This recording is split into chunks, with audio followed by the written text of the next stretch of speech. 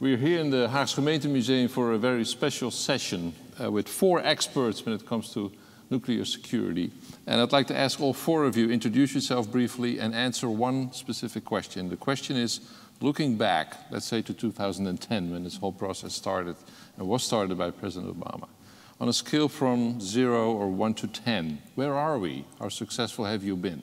Can I start with you, Deepti? Sure. I'm Deepti Chobe with the Nuclear Threat Initiative. I'm the Senior Director for Nuclear and Biosecurity.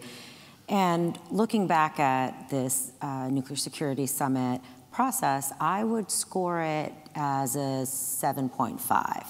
And I say that with the context of knowing that nuclear materials security is a young field. And I say that in comparison to the other parts of the nuclear field that people are familiar with, like non-proliferation. So those are the issues that are in the headlines there around Iran and North Korea, where we're trying to prevent countries from developing nuclear weapons capabilities or the further spread and use of nuclear weapons. Material security is about trying to prevent terrorists, criminals, et cetera, from getting the bomb-making material needed to conduct a nuclear terrorism attack. And what you would think is, wow, this is an issue that has a lot of global consequence if that kind of attack ever took place, that you would think leaders all around the world would have consensus on the threat and what to do about it. In fact, it doesn't exist. And the summit process was needed to get that consensus on what to do. And yet, it's not a coalition of the willing.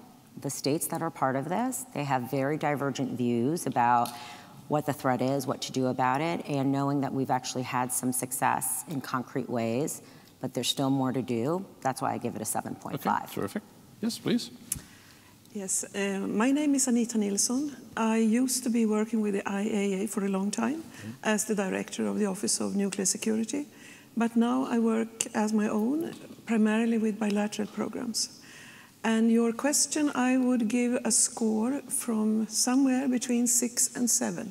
Okay, why? And why I say that is I agree entirely with Deputy's assessment of the situation, but I would also like to bring forward the fact that this is a unique, unprecedented process in which heads of states have come together now for the 3rd time to deal with this matter as they have associated with a real threat to civil life, civilization. And it is in that context one has to judge, did they succeed in doing what they gathered in the first time to establish 2010? And I would say that they have identified a number of pieces. They have broadened the picture, increased the awareness, and also resulted in much more material being secure. Is it at the end of the road? No. There is still lots of things to be done. We need to have the glue between the pictures, between the pieces, and we also need to have an unbroken frame. And I think in short words, this meeting, together with the 2 years that leads up to the final process, 2016, would be under the device of seal the deal. Get to the point. Get us the whole piece sealed at the end of the road. Okay, so we got a 7.5, we got it between 6 and 7. What about you? My name is Will Toby, and I'm a senior fellow at Harvard University's Belfer Center for Science and International Affairs. I would also rate the summit outcome as about a 7 so far. And I think there are 2 positive points on the ledger and 1 not so positive. On the plus category, the leaders have agreed that the issue of nuclear security is important and urgent, and they've taken personal responsibility, and that matters, because we know that the issue will be attended to. Second of all, because they've come together, they've been able to cut through red tape. So we've seen tangible progress on a number of fronts. One example of that would be the fact that over the last 4 years, 13 countries have given up all of their stocks of either highly enriched uranium or separated plutonium. That's significant, right? The material that can be used to make a nuclear weapon. So The fact that 13 countries no longer have this material means that it can't fall into the wrong hands in those places, and that's a real accomplishment. On the negative side of the ledger, we see continuing evidence of failure. We've seen seizures of fissile material, the same material, either highly enriched uranium or plutonium, some 20 times over the last 20 years. Seizures, stealing? Well, it's law enforcement or intelligence authorities that have recovered the material outside of authorized control. So someone got away with it. We know that there was a crime. Yeah. We know that there was a failure. We saw 20 of those cases, including relatively recent cases in 2003, 2006, 2010, and 2011. Now, I'd hasten to add that in all of those cases, the amounts were so small that they couldn't on their own be made into a weapon, but they were still of serious concern for two reasons. First, it was evidence that there's a hole in the fence. Somehow this material got to where it shouldn't be. Second, in many of the cases, it was advertised as a sample of a larger quantity that was for sale. And so we don't know actually whether or not there might actually be larger amounts of material that could be used by terrorists to make a nuclear weapon. I'm Corey Hinderstein, and I'm Vice President for International Programs at the Nuclear Threat Initiative, where I work with Deepti. I'll try to be a little bit optimistic and say I'll give the process an 8. Okay. And I think the reason I say that is because when compared to 2009, when President Obama went to Prague and announced the beginning of what would become the Nuclear Security Summit process, there was nothing like it in the world. There was no venue internationally that was dedicated to the discussion of reducing the risks related to the threat posed by terrorists and their ability to get a nuclear weapon. So to the extent that I compare to 2009, I think there's been great progress. And some of that is, as Will has said, tangible. If the process ended tomorrow, before the leaders even came together, the world is safer because material has been eliminated, sites have been secured, there's been a network of international cooperative efforts that has been built. That being said, the job's not done. And we are trying to reverse decades of reliance on and investment in a system that was based on the use of highly enriched uranium and plutonium. And so it's going to take time to reverse that. And we need to start thinking about, in a real serious way, where are the gaps? And do we have the time in this summit and the next summit process to fill those gaps? We've built a sense of common purpose. We've agreed that the threat is real, that it affects every country, that there are things we can do to reduce risks, and that it takes all countries in the world to succeed at reducing those risks. But the hardest task, I think, is, it's been said that a broken bone heals stronger than before. But we're actually trying to get that strength without the break. We're trying to build and strengthen the system before we have this catalytic event, which, to extend the metaphor, if a nuclear terrorist event happened, it might not be a broken bone, it might be an amputation. And we need to strengthen things now before that happens.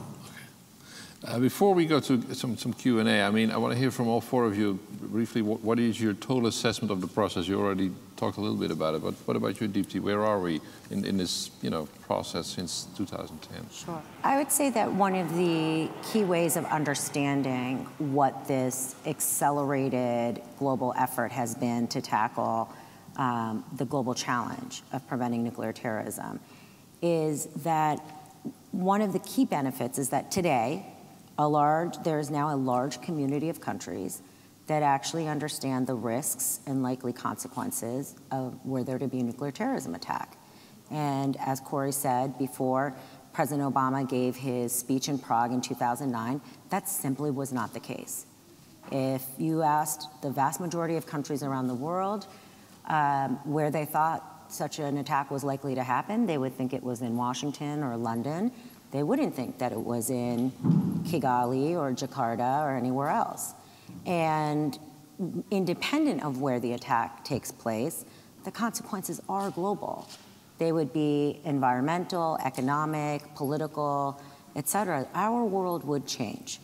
And I think that that has been brought home to a lot of these countries, and that they understand it's that we need global approaches to this problem, and that no country working by itself can adequately protect their territory and their citizens. So kind of go-it-alone approaches are no longer appropriate, particularly when we're talking about these kinds of 21st century threats.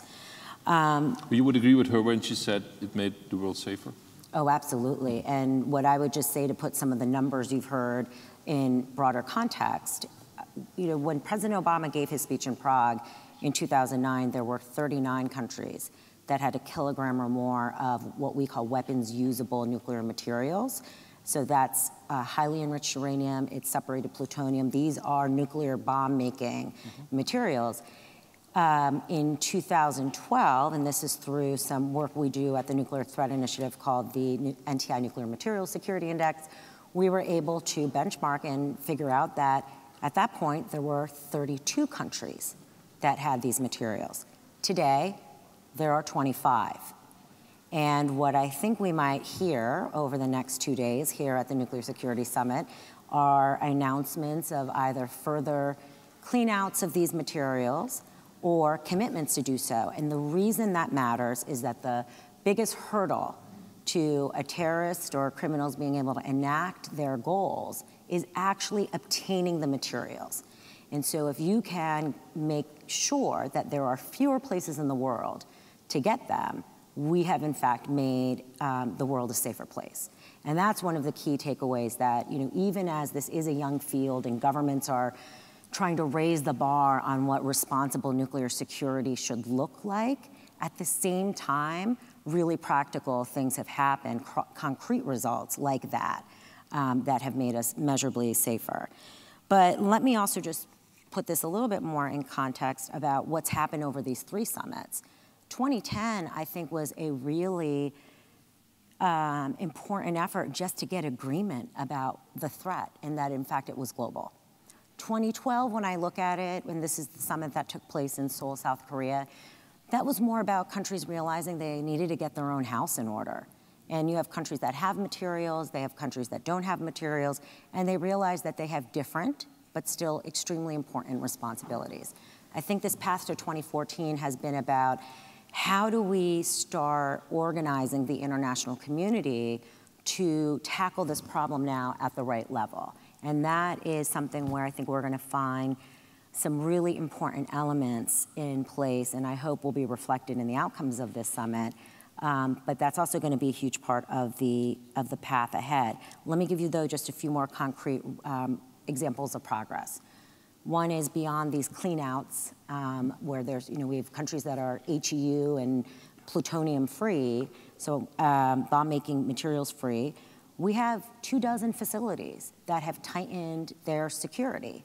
The reason that matters is before that, we have had facilities where if there was a potential attack, some of these places have armed guards, some of them don't. And so if there was something like that happening, the ones that don't, they have to wait to call the police, or they have to call the police and wait for them to arrive. And in this world where there's a lapse in security in another country, that impacts our security. And so that's why it matters that we have everybody doing what they should be doing on these issues. And that's this concept of mutual accountability. But what about the argument where people say, you get the countries of goodwill on board, and the real nasty guys, the coalition of the unwilling in a way, will never participate, and that decreases the significance and makes the progress maybe less important and less significant than you say. And so again, I think this is where there's the real value of the summit process. I think a lot of the extremely important countries, and some that would possibly be characterized the way you just said, they're part of that process. They have actually taken those steps. Some of it's not always as public as we want it to be. One of the rationales about the value of the process is that it has become the context for pursuing bilateral, one-on-one cooperation with some of these countries that find this to be an extremely sensitive issue, and they don't necessarily want it to be so public because of maybe domestic political dynamics.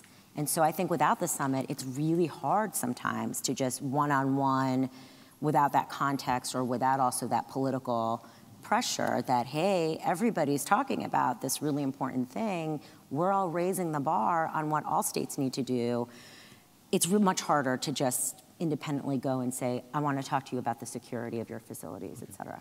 Can you talk a little bit about the progress and how you would elaborate on it, and the significance of it? Yeah, yes. We have to remember that 2010 in Washington, there were like a two-track process identified.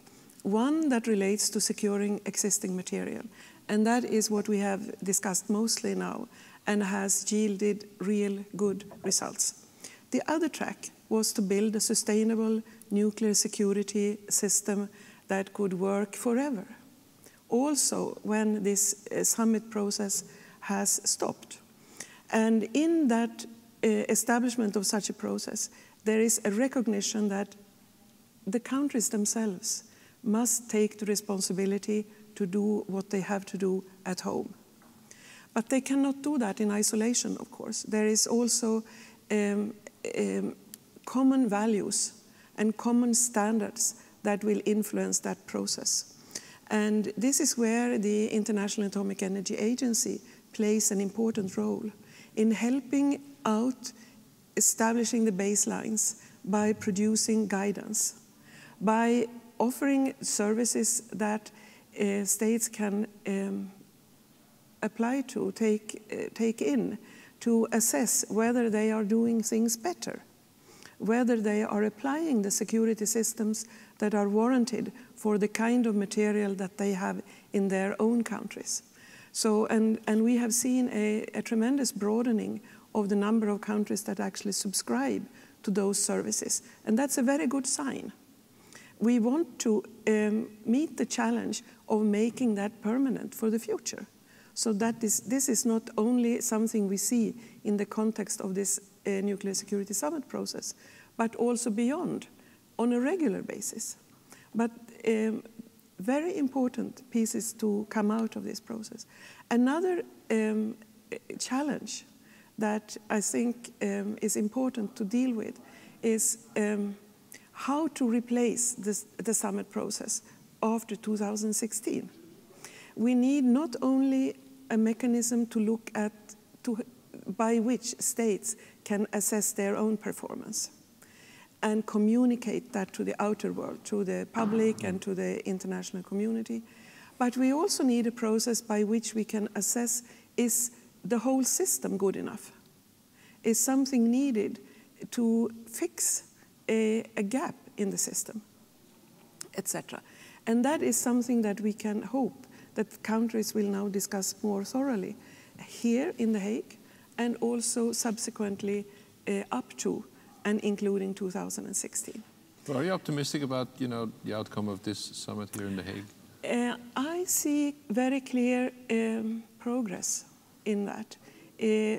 Of course, the communique of the summit will give the evidence on whether the pieces of information that comes out in the time preceding the summit, if they are correct, if they are really reflected in the communique language.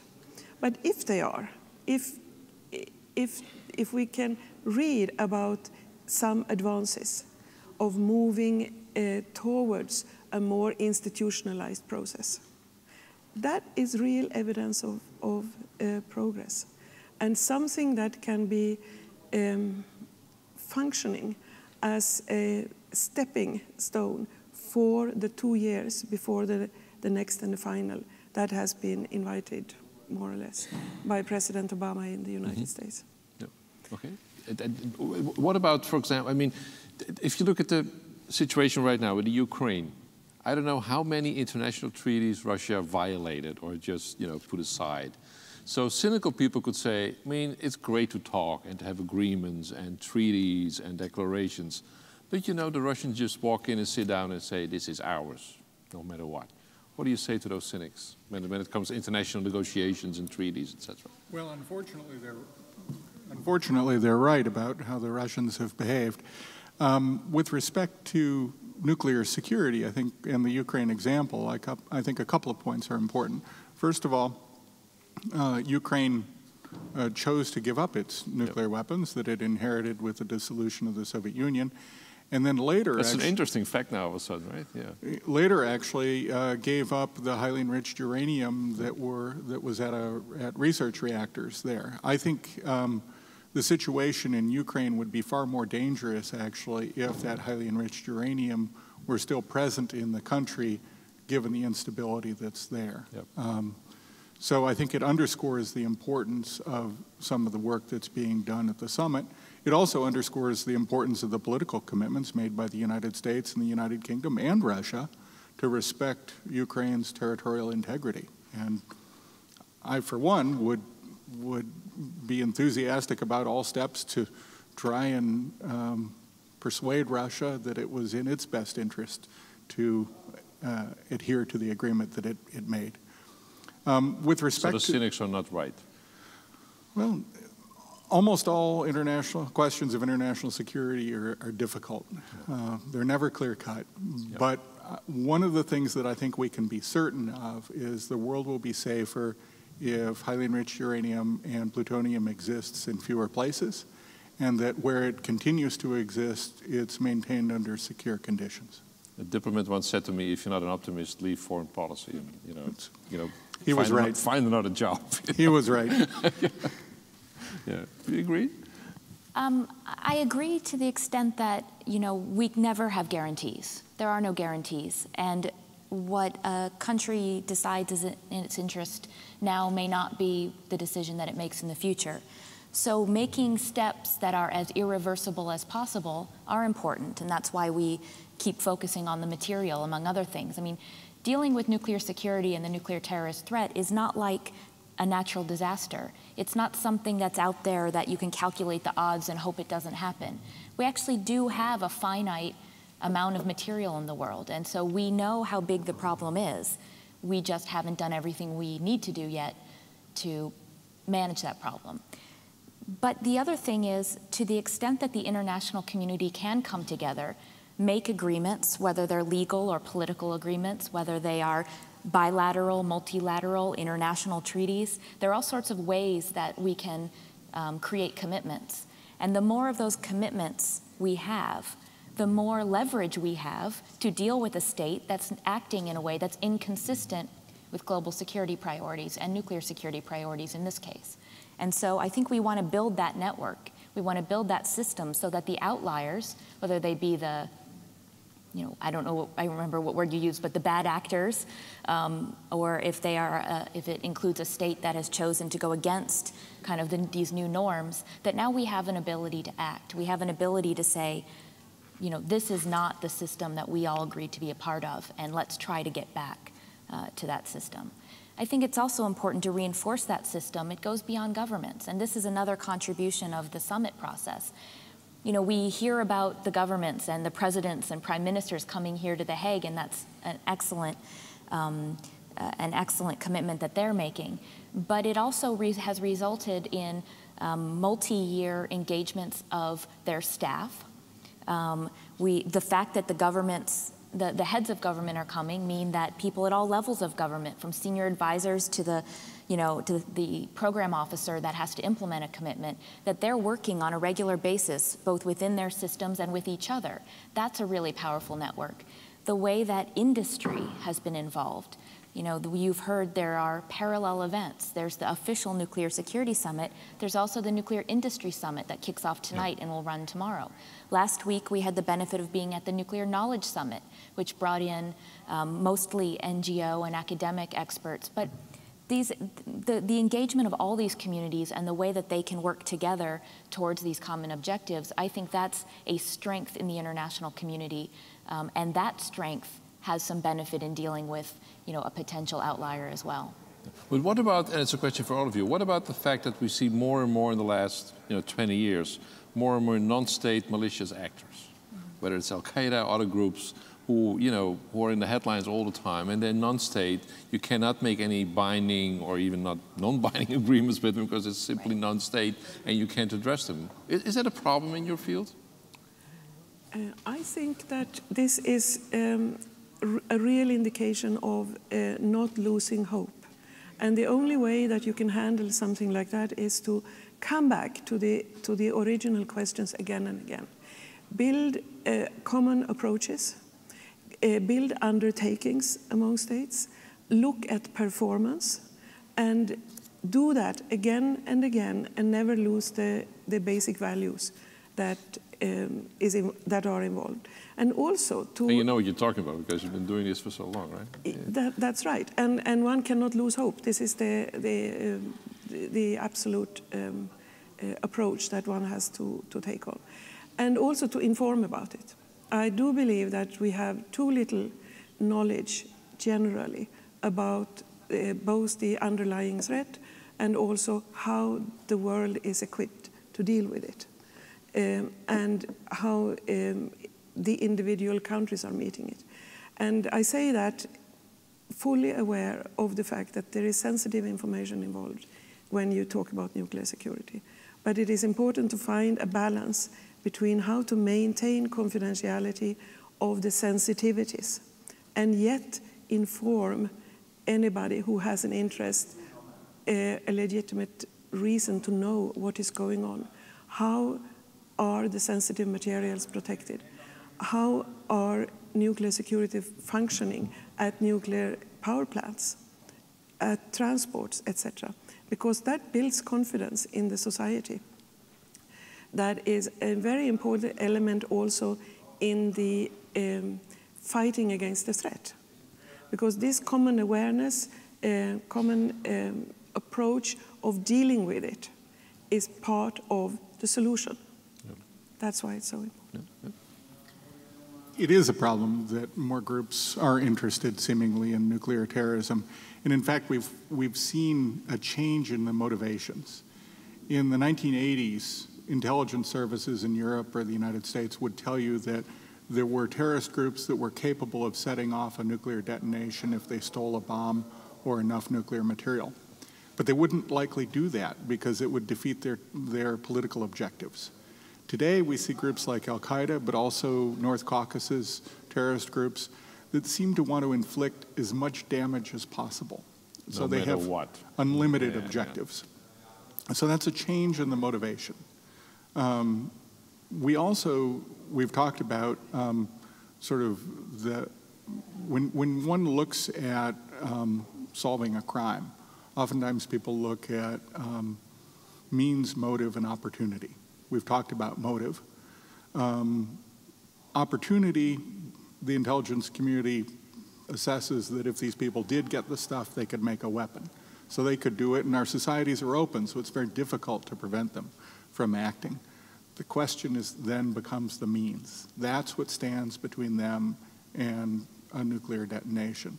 And the means is fissile material, highly enriched uranium and plutonium. And that's why security. And that's even true for the dirty bomb, which is... And the same is true for a dirty bomb. Even more true in terms of opportunity. Yeah, it's easier to make, right? Right.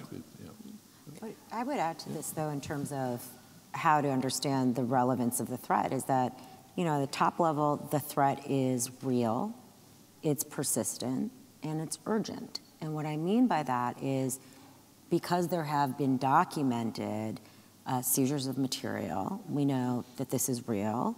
We also know that from statements of these groups, they are looking for it. But we also know we don't need to put our minds back to Al-Qaeda post 9/11 and drawings found in the caves in Afghanistan to be like, oh, is that the evidence of it? We can go back to a report as recent as December 30th of 2013, where the head of the Indian Mujahideen was captured by Indian authorities, and it was reported that he confessed that he was looking for a compact nuclear device that he would use for an attack in India, and that he would try to get sourced from his Mujahideen commander in Pakistan. Now, independent of his capability to do that, it demonstrates the intention, and that's the persistence part of the threat. And then the urgency part of it is simply what the consequences are. Were this to happen, we don't want the amputation that Corey was talking about in her earlier metaphor. And I think as we get more and more states to understand that this is not some theoretical threat, that's what should be motivating the action, because in fact it is governments along with these other stakeholders that can do the most at thwarting what we know to be this real, persistent, and urgent threat. What do you see as the biggest challenge in the next couple of years? Is this the non-state actors? Is this, what's the biggest challenge, you think? Complacency. Okay. Okay. I think the biggest challenge is potentially is a lack of ambition and a with world leaders or the general public or politicians or everyone. Okay. I mean, I think the risk here is that we've had a large amount of attention focused on an issue now for 4 years, starting in with the 2014 summit and really starting with the Prague speech before that. And, you know, the public, the government systems, leaders, political systems, you know, we don't have a good track record at maintaining that high level of vigilance along the way. And so we need to do two things. We need to use this opportunity, use this time to establish the system that will persist. Getting back to Anita's point, for me, the biggest challenge is sustainability of the changes that we make, the commitments that we make, and the kind of the forward direction on the issue.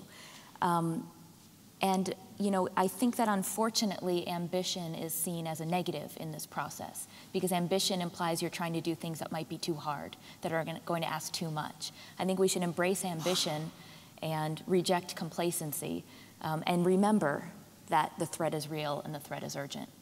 You agree with Deepti? I do agree with Deepti, yeah. But there are examples in society of fighting threats. And I think that the aviation industry may give a good example of having a regime change from a situation in which security at airports were basically non-existent. Passengers were moving in and out of planes and very, very little control. Up to today, and also you had terrorist attacks, hijacks, etc. Today, we have a totally different situation. We endure the security controls at airports. We fly in some confidence that this is a secure flight. We will come from point A to point B. And that is a good example, and we can learn a lot from that part of the civil society and transform it over into the nuclear field and learn from the pieces and how they are implemented, and have a confidence that we will get there after all. We will be able to deal with this threat, taking all these measures from the awareness and treaties, identification of gaps, filling the gaps, moving forward. Yeah. In closing, because we are almost out of time, I asked you at the very beginning, give me a grade, right? You had a 6.5, 7, you were up to 8. What does it take to come up to a 10? It's a little theoretical, of course, but what, you know, could really bring it up to an 8, 8.5 average or something? Great. So for me to give this process a 10, I would need to see governments committing to and building what is conceived of as a global nuclear security system or architecture, and this is getting at that problem I set up front, which is we need the international community to properly organize itself. And that would mean an architecture system that's based on a few key principles, and there have been elements of it discussed in this conversation. One is that we all need to have confidence as governments, nuclear industry, civil society, publics, that all nuclear material is effectively secured up to the highest binding standards possible. And in order to get there, what that means is, when I said all nuclear materials, I mean those that are the 15% that are in civilian use in programs that produce electricity or in research reactors, and the 85% that's in military use. We're not right now doing enough to get confidence about that 85%. That's a big challenge. The second part is around best practices and standards. The third part, and this is the really big thing, and I think this is a big success story for this summit process, it's around accountability, and it's through this idea that there are measures that countries can take to build the confidence of others without disclosing sensitive information, and it's the confidence of others about the effectiveness of their nuclear security. And then the fourth principle, and this is one thing I think the summit's already been successful at, it's countries really assessing what weapons usable bomb-making material they have and thinking, do I really need all of this? What is its purpose? Because in some cases, it's a liability. And if I don't need it, there are a variety of steps to get rid of it, remove it, change its form, and really taking the steps to do it, because let's reduce the number of places there are in the world for terrorists to get at them. Okay. How would you bring the grade up? If we had a legal framework with no gaps in them, that would contain all the different elements, and I will not go into that, but that is one item. If we have a comprehensive set of standards for countries to fulfill the intentions established in the legal framework, we would have a good system to measure performance at the state level, as well as how the international work is moving forward.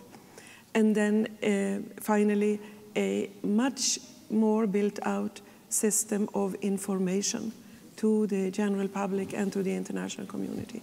I would score it a 10. Okay, terrific. Well, Toby? I'd want to see three things. First, reduce the number of sites that have this material to the absolute minimum. We've talked about that.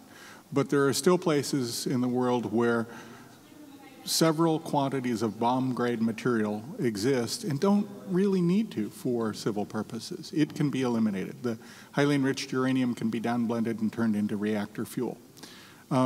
Second, I would want to see that in every case where that material continues to exist, it's secured to the highest possible standards. And there are really three elements to this, or four elements. It's not a difficult thing. First, there needs to be a security system designed against a plausible threat. A small group of well-trained, well-armed individuals, perhaps with the assistance of an insider. Second, we need to make sure that the security is designed against that threat, to include, for example, armed guards. Deepti mentioned that in some cases we don't have armed guards at nuclear facilities.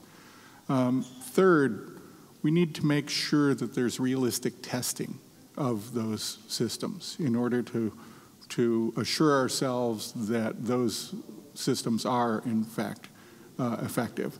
And then fourth, it needs to be sustained with budgetary commitments and regulatory oversight to ensure that the systems are working as designed. So those would be the first two elements: smallest number of sites possible, those sites that continue to exist are well secured, and the third thing that I would point to is an end to these seizures of fissile material outside of authorized control. Okay, last word for you, Corey. So I would not like to get to a 10, because I think if we get to a 10, then we'll decide the job is done. And the unfortunate Just truth sit back is and relax and the job will never be done. But that being said, to get to a 9.9, okay. I think we do need to fill the gaps. We need to make sure everybody turns in their so far incomplete assignments, finishing the job that we've been talking about today on the very specific elements, and turning towards a system, as Deepti described, with the goal being that if all the participants see the value to their own security in being part of the system and being a supporter of the system rather than challenging the system, then it will sustain. And so that has to do with continuing to build the consensus on the need to be comprehensive, address all materials, to assure our neighbors that not only are we doing what we say we're going to do, but we can prove it to you, and really base all of our obligations on internationally agreed best practices and standards, so that we can look around the world and say, we know that this is a shared responsibility to address a shared threat. Okay. Well, thank you all very much, and I hope you have a very successful summit. Thank you. Thank you very much. Thank you.